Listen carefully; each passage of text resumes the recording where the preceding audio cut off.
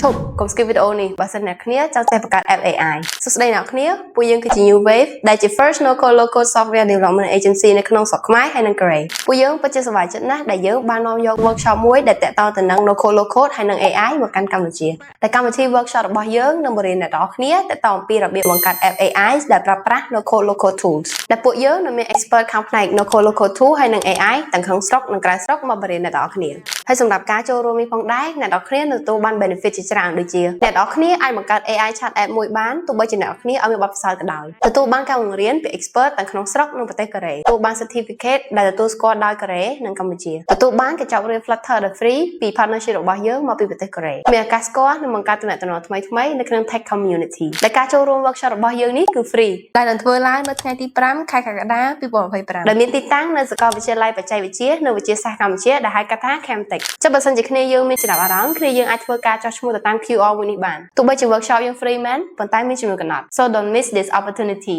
register right now ចឹងបើចង់ចេះធ្វើ app AI កុំភ្លេចចុះឈ្មោះណា bye bye